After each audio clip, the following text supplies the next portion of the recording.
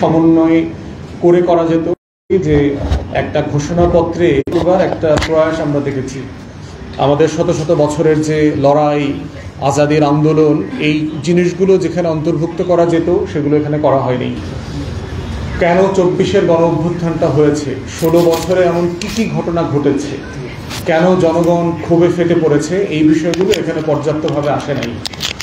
এই ঘোষণাপত্রের ভিতরে যে দরদ থাকা দরকার ছিল তার ভাষায়, বাক্যে, শব্দে, প্যারাগুলোর মধ্যে আমরা সেই দরদ দেখতে পাইনি। খুবই মনে হয়েছে যে রোবট সোফিয়া এটা লিখে দিয়েছে, এটার ভিতরে কোনো প্রাণ ছিল না। এবং আরেকটা গুরুত্বপূর্ণ বিষয় যেটা হচ্ছে ঘোষণাপত্রের বিষয়ে, সেটা হচ্ছে যে ঘোষণাপত্রের চরিত্র হচ্ছে যে আপনি যখন এটার বেইস তৈরি করবেন, পরবর্তী আপনার স্বপ্নটা ওখানে বলবেন, আকাঙ্ক্ষাটা বলবেন, আমরা আসলে কি করতে যাচ্ছি। তো এই যে ঐক্যমত্য কমিশনে আমাদের সপ্তাহের পর সপ্তাহ আলোচনা হচ্ছে, সংস্কার কমিশনগুলো রিপোর্ট দিয়েছে, এই যে জুলাই সনদ নিয়ে কথা বলছি, সেটার সাথে এটাকে কোনোভাবে ট্যাগ করা হয়নি, কানেক্ট করা হয়নি যে এই স্বপ্নগুলোকে বাস্তবায়ন করবার জন্য আসলে আগামী সময়গুলোতে, বছরগুলোতে আমরা কি করছি, কি করব। তো সেই জায়গাতে ঘোষণাপত্রটা যথেষ্ট দায়সারা গোছের মনে হয়েছে একটা দুইটা পার্টিকে ব্যাখ্যা করবার যে প্রয়াস, তাহলে আমাদের এত কথা বলবার কি দরকার ছিল। আমরা সবাই মিলে কেন এই ম্যান্ডেটটাকে এক্সারসাইজ করলাম। গণ অভ্যুত্থানের ম্যান্ডেট এক্সারসাইজ করার পরে এই সিদ্ধান্তগুলো বাস্তবায়ন করবার জন্য যদি আমাকে আরেকটা ম্যান্ডেটের দ্বারস্থ হতে হয়, তাহলে তো আমার আগের ম্যান্ডেটটা কি ভুল প্রমাণিত করা হচ্ছে। কারণ এমন এমন মানুষগুলো সংসদে যাবেন যারা তো ঐকমত্য কমিশনের সদস্য ছিলেন না, আবার যারা ঐকমত্য কমিশনের সদস্য ছিলেন তাদের অধিকাংশ দল এবং ব্যক্তির প্রতিনিধিত্ব হয়তো বা সংসদে থাকবে না। তাহলে একটা ফোরামের ম্যান্ডেটকে আর একটা ফোরামের ম্যান্ডেট দিয়ে জাজ করা, বাস্তবায়ন করতে দেওয়াটা হচ্ছে আলটিমেটলি ঐকমত্য কমিশনের ম্যান্ডেটকে, গণ অভ্যুত্থানের ম্যান্ডেটকে ছোট করা এবং হেয় করা। তাই আমরা বোধ করছি যে বিষয়গুলো নিয়ে আমরা রাজনৈতিক দলগুলো সবাই একমত হয়ে গেছি, সেই বিষয়গুলো ইমিডিয়েটলি স্বাক্ষর করে বাস্তবায়ন হয়ে যাওয়া দরকার। ধরেন এক্সাম্পল দেই, বলা হয়েছে আমরা সব দল একমত হয়েছি যে প্রধানমন্ত্রীর পদে 10 বছরের বেশি, 2 টার্মের বেশি কেউ থাকবেন না। তাহলে সেটা 31-32 সাল থেকে বাস্তবায়ন হতে হবে কেন? আমরা তো নতুন বন্দোবস্ত গত বছর চেয়েছি, গণ অভ্যুত্থানে চেয়েছি। গণ অভ্যুত্থানে যখন দেয়ালে দেয়ালে তরুণরা সেটা বাস্তবায়নটা চেয়েছে, সেটা 2031 সালের জন্য চায় নাই, 2032 সালের জন্য চায় নাই, তারা এখনকার জন্য চেয়েছে। অতএব যে বিষয়ে আমরা সব দল একমত হয়ে গেছি, তাহলে সেটা আগামী বছর ফেব্রুয়ারি থেকে কেন বাস্তবায়ন হবে না? আমরা সব দল একমত হয়েছি যে প্রায় রাজনৈতিক দলের প্রধান এবং নির্বাহী বিভাগের প্রধান এক ব্যক্তি হবেন না, তাহলে সেটা বাস্তবায়ন করতে আমাকে 31-32 সালে যেতে হবে কেন? আমরা প্রায় সকল দল একমত যে মেয়েদের আসন 100 হওয়া উচিত। নির্বাচন পদ্ধতি নিয়ে আপনার দ্বিমত আছে, বাট সংখ্যার ব্যাপারে কোনো দ্বিমত নাই। তাহলে আমরা যদি 100 নারী আসন চাই, তাহলে সংগঠিত হলেও এটা এইবার হইলে সমস্যাটা কোথায়? তাহলে যে বিষয়গুলোতে আমরা সবাই একমত, সেই বিষয়গুলো আমরা বোধ করছি এখনই ইমিডিয়েটলি বাস্তবায়নটা শুরু হওয়া দরকার। এবং সেই শুরু হওয়ার ক্ষেত্রে যদি আমরা বিলম্ব করি, তাহলে আমরা আশঙ্কা করছি 1990 সালের, আপনারা যারা ইতিহাস পড়েছেন অথবা দেখেছেন, যে 3 জোটের এরশাদ বিরোধী আন্দোলনের রূপরেখায় যে একমত হয়েছিল, তারা কিন্তু 91 অথবা 96 সরকার সেগুলো বাস্তবায়ন করে নাই। অর্থাৎ হিস্টোরিক্যালি প্রতারিত হওয়ার, ওয়াদা দেবার পরেও প্রতারিত হবার ইতিহাস আমাদের আছে। 2008-এ দেখেন সোকল্ড আওয়ামী লীগের দিন বদলের সনদে অনেক রিফর্ম বাস্তবায়ন করবার কথা বলা ছিল। ডক্টর আকবর আলী খানের নেতৃত্বে যে আপনার কমিশন হয়েছিল, তারা শতাধিক বিষয়ে সুপারিশ দিয়েছিল। আওয়ামী লীগ এসে 22 কি 23টা র্যাটিফাই করেছে, বাকিগুলো তারা করে নাই। তাহলে এই ইতিহাস তো আমাদের সামনে অনেকগুলো আছে যে আমরা ওয়াদা রাখি নাই। আমরা 71-এর মুক্তির লড়াইতে যে গণতান্ত্রিক বাংলাদেশ করবার ওয়াদা ছিল, সেই ওয়াদা তো আমরা রাখি নাই। এই সোনার বাংলার রাজনীতিবিদরাই তো বাকশাল করেছেন, 4র্থ সংশোধনী দিয়ে সকল গণতন্ত্র, দল, পত্রিকা নিষিদ্ধ করেছেন। এই সোনার বাংলাতেই তো সামরিক শাসন জারি করে দিল্লির মসনদকে পাকাপোক্ত করা হয়েছে। অতএব সেই জায়গাতে আমরা ঐতিহাসিক অভিজ্ঞতা থেকে বলছি, যেই বিষয়গুলো নিয়ে সনদে সবাই একমত হয়ে গেছেন, সেটা স্বাক্ষরিত হবার জন্য যেই শর্ত এখনো বাদ আছে আলোচনা, সেটা হচ্ছে বাস্তবায়নের সময় এবং পদ্ধতি। আমরা বোধ করছি অন্তর্বর্তীকালীন সরকার একটা প্রোক্লামেশন জারি করে এটার ইমিডিয়েটলি বাস্তবায়ন করবার উদ্যোগ নিতে পারে। আর এটার এই সনদের একটা স্ট্যাটাসও দিতে হবে, আইনি মর্যাদা দিতে হবে। কারণ আমরা এখন আগের সংবিধান মোতাবেক সবাই কিন্তু রাষ্ট্রদ্রোহিতার মামলার আসামি। আগের হাসিনার আমলের সংবিধানের ৭-এর ক মোতাবেক এই ঐকমত্য কমিশনে যারা যারা বসছেন সবাই রাষ্ট্রদ্রোহিতার আসামি এবং আমরা সবাই মৃত্যুদণ্ড প্রাপ্ত আসামি। অতএব সেই বাস্তবতায় এই সংবিধান যদি সাসপেন্ড না করা হয়, এই জুলাই সনদের ভিত্তিতে যদি নির্বাচন না হয়, তাহলে নির্বাচনটার বৈধতা নিয়েও কিন্তু প্রশ্ন উঠবে। কারণ ২৪শে জানুয়ারিতে একটা নির্বাচন হয়েছে, ২৯শে জানুয়ারির আগে কোনো নির্বাচন সংবিধান মোতাবেক হতে পারে না। কারণ সংবিধানে একটা নির্বাচন ৫ বছর পর পর হতে হবে বলে দেওয়া আছে, নির্বাচন কমিশনের ম্যান্ডেট বলে দেওয়া আছে। যদিও সংসদ সরকার নাই, কিন্তু সেটাকে তো সংবিধানের ১০৬ ধারা মোতাবেক একটা অন্তর্বর্তীকালীন সরকার নিয়োগ দিয়ে সেটাকে রিপ্লেস করে দিয়েছে। তাহলে আমরা যারা ফেব্রুয়ারিতে, এপ্রিলে, জুনে নির্বাচন চাচ্ছি অথবা অন্তর্বর্তীকালীন সরকার দিচ্ছে, সেটা কিসের ভিত্তিতে হবে? অতএব এই নির্বাচনটা জুলাই সনদের অধীনে হতে হবে এবং এই জুলাই সনদের একটা আইনি ভিত্তি থাকতে হবে যে এটাকে ভিত্তি করেই সংবিধান যতটুকু থাকবে অতটুকু থাকবে, এটার সাথে যেটা যাবে না সংবিধানের সেই ধারাগুলো বাতিল হয়ে যাবে অথবা সাসপেন্ডেড হয়ে যাবে। নেক্সট পার্লামেন্ট সেটা ডিসাইড করবে কি হবে না হবে। আমাদের স্টাডিতে আমরা দেখেছি সংবিধানের ইতিমধ্যে ধরেন প্রায় ৪৫ থেকে ৪৭টা ধারা লঙ্ঘিত হয়ে গেছে। ডিফ্যাক্টো এই সংবিধানটা নাই, আমরা আমাদের সুবিধা মতো এটাকে ব্যবহার করছি যেখানে যেখানে করা যায়। অতএব জুলাই সনদকেও সেই রকম একটা আইনি মর্যাদা দিতে হবে এবং সংবিধানকে সেই আলোকে ব্যাখ্যা করতে পারতে হবে। এই বাস্তবতাগুলো যদি আমরা মেনে না নেই, তাহলে জুলাই সনদে স্বাক্ষর করা, অংশগ্রহণ করা অনেক দল একসময় নিষিদ্ধ হয়ে যাওয়ার মতো আইনি ভিত্তি তৈরি হবে। অনেক নেতাকে ফাঁসির মঞ্চে যেতে হবে এই আলোচনার টেবিলে অংশগ্রহণ করবার জন্য, এই সনদে স্বাক্ষর করবার জন্য। অতএব সেই আইনি ভিত্তির ফাঁকা জায়গাটা রাখবার জন্য আমরা আগামী সংসদ পর্যন্ত অপেক্ষা করতে চাই না। এটা প্রোক্লামেশন জারি করে এটা এখনই করা সম্ভব, সকল দলের সাথে আলোচনা করে। থার্ড হচ্ছে নির্বাচন। আপনারা জানেন যে নির্বাচনের রাফলি মাসের ব্যাপারে বলে দেওয়া হয়েছে। নির্বাচন কমিশন হয়তো ফেব্রুয়ারির একটা দিন তারিখ ঠিক করবে আর কি, ডিসেম্বরে তফসিল ঘোষণা করে। আমরা সতর্কতার সাথে এই ঘোষণাকে স্বাগত জানাচ্ছি। এবি পার্টি কখনোই মনে করে নাই যে অন্তর্বর্তীকালীন সরকার নির্বাচন নিয়ে কোনো ঝই ঝামেলা করবে, অথবা যেভাবে আপনারা দেখেছেন বিভিন্ন রাজনৈতিক দল প্রচুর কৃত্রিম টেনশন ক্রিয়েট করেছে অন্তর্বর্তীকালীন সরকারকে স্যাবোটাজ করা, আন্ডারমাইন করা, ছোট করা, হেয় করা। ইউনূস সাহেব দেহত্যাগ করতে পারেন, পদত্যাগ করবেন না, ছায়াযুদ্ধ লাগাবে, রোহিঙ্গা এখানে আমেরিকা চীনের যুদ্ধ বাধায় দিবে, বাধায় দিয়ে ইমার্জেন্সি ডিক্লেয়ার করবে, ডিক্লেয়ার করে উনি সরকারের মেয়াদ কন্টিনিউ করবে। এই ধরনের বহু আলাপ এখানে চলেছে গত 1 বছর। আমরা বরাবরই বলেছি প্রফেসর ইউনূস সাহেবের যে বক্তব্য, উনি গত বছর সেপ্টেম্বরে যেটা নিউ ইয়র্ক টাইমসে জাতিসংঘের অধিবেশনের সাইডলাইনে দিয়েছেন, সেইটাই কি আমরা বিশ্বাস করেছি। ডিসেম্বর 25 থেকে জুনের 26-এর ভিতর নির্বাচন হবে এবং উনি ওনার কাজ দিয়ে বারবার সেটা প্রমাণ করেছেন। অতএব নির্বাচন নিয়ে আমাদের মধ্যে এই শঙ্কাটা কখনোই ছিল না। নির্বাচন নিয়ে আমাদের যেখানে শঙ্কা সেটা হচ্ছে যে নির্বাচন কমিশনের একটা ভালো নির্বাচন করবার সক্ষমতা আছে কিনা। শুধু নির্বাচন কমিশনের না, এই রাষ্ট্র 2001 সালের পরে কোনো ভালো নির্বাচন করে নাই। 2008-এ সামরিক বেসামরিক প্রশাসন মিলে একটা ইলেকশন ইঞ্জিনিয়ারিং করেছে। আপনারা জানেন 111-এর নির্বাচন কমিশন বর্ডার ডিলিমিট করেছে, সীমানা পরিবর্তন করেছে। বারবার করে যেটা করেছে 88টা আসনের সীমানা পরিবর্তন করবার মধ্য দিয়ে 133 অথবা 134টা আসনের ভোটের ফলাফলকে সে এদিক সেদিক করে দিয়েছে। সো এই ইলেকশন ইঞ্জিনিয়ারিং করে দিয়ে বিএনপিকে পরিকল্পিতভাবে হারানো হয়েছে।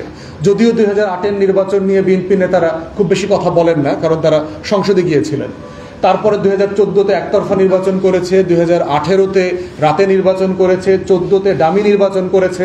অতএব আমার টোটাল নির্বাচন প্রশাসন, আমার টোটাল রাষ্ট্র ডামি নির্বাচন করতে জানে, ইলেকশন ইঞ্জিনিয়ারিংটা জানে, রাতের ভোটটা করতে পারে, একতরফা নির্বাচনটা করতে পারে, কিন্তু গত 24 বছরে সে কোনো ভালো নির্বাচন করতে জানে না। অতএব এই টোটাল নির্বাচন প্রশাসন, এই আমলাতন্ত্র, এই আইনশৃঙ্খলা বাহিনী, এই গোয়েন্দা সংস্থা, এদেরকে দিয়ে একটা ভালো নির্বাচন করা সম্ভব কতটুকু সেটার ব্যাপারে আমরা যথেষ্ট শঙ্কিত। আমরা আমাদের তরফ থেকে বারবার দাবি করেছিলাম যে এই নির্বাচন কমিশন কোনো না কোনো পর্যায়ে একটা স্থানীয় নির্বাচন করুক, একটা ড্রিল হোক যে আসলে তারা ভালো নির্বাচন করতে পারে কিনা। যেই লেভেলে তৃণমূলে সহিংসতা আমরা আশা করছি, দেখতে পাচ্ছি, যে একটা দলের টিকিট পাওয়া মানেই এমপি হওয়া এখন এই লেভেলে চলে গেছে বাংলাদেশে। কোনো সময় একটা ভালো নির্বাচনের আগে একদলীয় সুপ্রিমেসি আমরা কখনো দেখি নাই, প্রথমবারের মতো আমরা দেখতে পাচ্ছি যে একটা দলে 8জন 10জন সিরিয়াস ক্যান্ডিডেট আছে, যারা সবাই শত শত কোটি টাকা ডিপ্লয় করতে রাজি আছেন, যারা সবাই শত শত গুন্ডা পান্ডা বদমাইশ মাস্তান দিয়ে গুন্ডামি করবেন আগামী দিনে। এই বাস্তবতা আমরা দেখতে পাচ্ছি। তাহলে সেইখানে এটা নিয়ন্ত্রণ কিভাবে করবে? দল চাইলেও পারবে না। দলের সিনিয়র লিডারশিপ অনেক আন্তরিক, আমরা জানি পার্সোনালি, অনেক করে চাচ্ছেন, কিন্তু নিয়ন্ত্রণ করতে পারছেন না তৃণমূল, সরকারও করতে পারছে না। যেই লেভেলের ফৌজদারি অপরাধ হচ্ছে রাজনৈতিক প্ররোচনাতে, অন্তর্বর্তীকালীন সরকারের প্রশাসন, পার্টিকুলারলি স্বরাষ্ট্র মন্ত্রণালয় এটাকে নিয়ন্ত্রণ করতে পারছে না।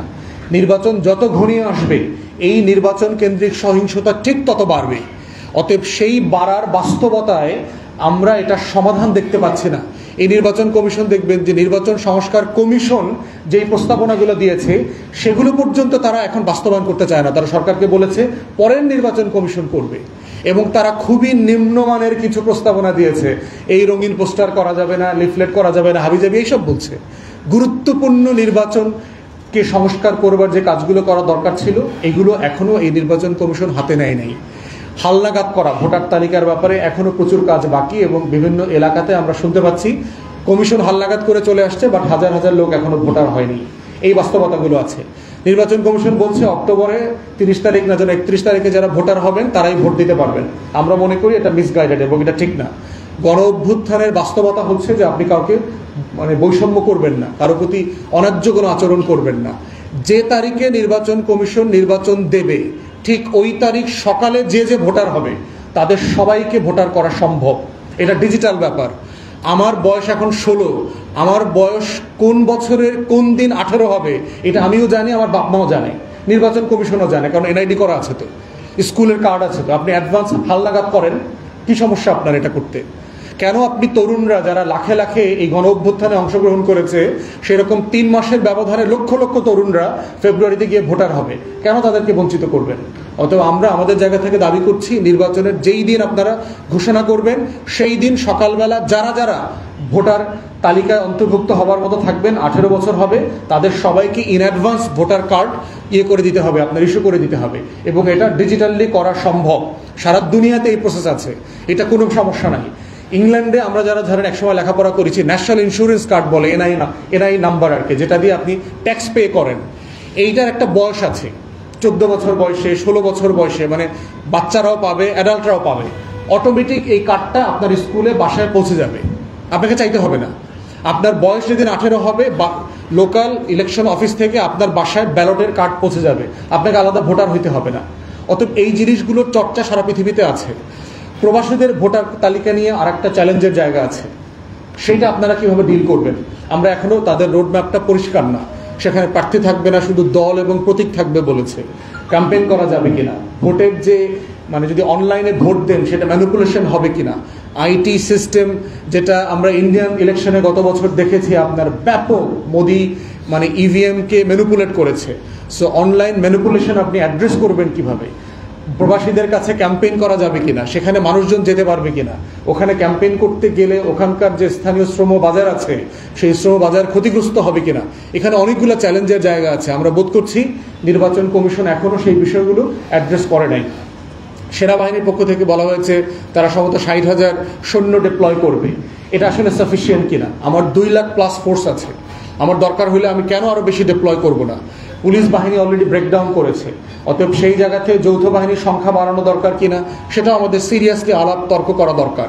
তো সেই বিভিন্ন জায়গাগুলোতে আমরা দেখতে পাচ্ছি যে একটা ভালো নির্বাচন আয়োজন করবার জন্য যে 20, 22, 24 বছর পরের যে একটা ইলেকশন কম্পিটিশন তৈরি হবে, তৃণমূলে আপনারা যান, আপনারা দেখবেন নির্বাচন নিয়ে মানুষ পাগল হয়ে গেছে।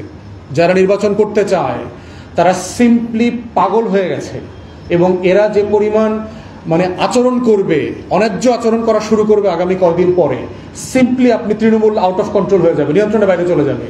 এবং অধিকাংশ গ্রামীণ জনপদ কিন্তু আপনার থানা, সদর প্রশাসনের এখতিয়ারের অনেক বাইরে। আপনি কিভাবে সেগুলো ম্যানেজ করবেন?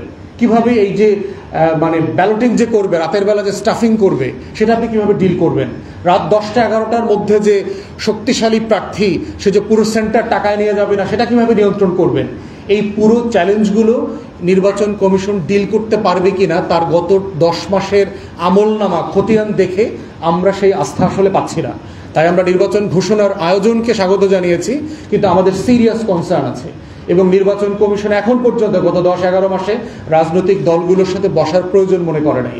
আপনারা দেখেন কিরকম হাস্যকর কাজ করেছে। নির্বাচনে আপনি 15 লাখ টাকার বদলে এখন 25 লাখ টাকা খরচ করতে পারবেন। ইউনিয়ন পরিষদের যারা ওয়ার্ড মেম্বার হয় বিভিন্ন এলাকাতে ওরাও 25 লাখ টাকা খরচ করে। তাহলে এই নির্বাচন কমিশন কোন দুনিয়াতে বাস করতেছে যে তারা আশা করতেছে আগামী নির্বাচনে একটা এমপি প্রার্থী মাত্র 25 লাখ টাকা খরচ করবে, 25 কোটিও করবে। আমি বহু এলাকা জানি শত শত কোটি টাকা খরচ করবে প্রার্থীরা, বহু এলাকা জানি এরকম। চিটাগং ডিভিশন এরকম বহু আসন আছে যারা হাজার কোটি টাকা নিয়ে মাঠে নামবে। আপনারা কোন দুনিয়াতে বাস করেন যে আপনারা 25 লাখ টাকা দিলেন? আমরা নির্বাচন নিয়ে বারবার যেই প্রস্তাবনাগুলো দিয়েছি সেগুলো আপনারা বিবেচনায় নেন নাই, মাঠে নেন নাই। মানে এই যে আউট অফ টাচ, জনগণ থেকে বিচ্ছিন্ন আমলাতন্ত্র দিয়ে একটা ভালো নির্বাচন করা যে কত চ্যালেঞ্জিং, এই কমিশন আবার সেটা প্রমাণ করেছে। এবং এই কমিশনকে এটাও বলে দিতে চাচ্ছি, আগের কমিশন থেকে শিক্ষা নেন। এমন কিছু করবেন না যেটার কারণে আবার আপনাদের একটা গণ অভ্যুত্থানের জন্য মুখোমুখি হতে হয়। অতএব সেই বাস্তবতা মাথায় রেখে সিরিয়াস কনসার্ন আছে নির্বাচন নিয়ে।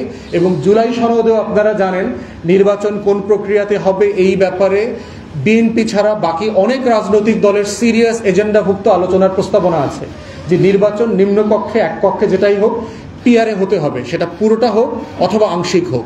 সে আলোচনাও বাকি আছে। সেই আলোচনা যদি কোনো দিকে গড়ায় তাহলে নির্বাচন কমিশন সেটার প্রস্তুতি কিভাবে নেবে, এই প্রত্যেকটা বিষয় নির্বাচন কমিশনকে অপশন ধরে ধরে যেই রোডম্যাপ প্রিপারেশন নেওয়া দরকার আমরা সেখানে ঘাটতি দেখতে পাচ্ছি। অন্তর্বর্তীকালীন সরকার ও প্রশাসন কিভাবে নিয়ন্ত্রণ করবে এই ব্যাপারে আমরা এখনো নিশ্চিত নই, কারণ তাদের গত 1 বছরের প্রশাসন নিয়ন্ত্রণ করবার জায়গাতে আমরা বেশ হতাশ। বাংলাদেশের ইতিহাসের সবচেয়ে ম্যান্ডেটওয়ালা জনপ্রিয় সরকার, ইয়েট সবচেয়ে দুর্বলতম আচরণ দেখলাম এই সরকারের কাছ থেকে। The strongest government is the weakest government. তো সেই বাস্তবতায় নির্বাচন নিয়ে আমাদের সিরিয়াস কনসার্ন আছে এবং আমরা চাই রাজনৈতিক দল অংশীজনের সাথে আপনারা কথা বলেন, খোলামেলা তর্ক করেন, আলাপ করেন, পাবলিক ডিবেটে যান, গণশুনানি করেন, এলাকায় এলাকায় মহল্লায় মহল্লায় করে সিরিয়াস রোডম্যাপ তৈরি করেন। তো আজকে আমাদের ব্রিফিং আমরা এখানে শেষ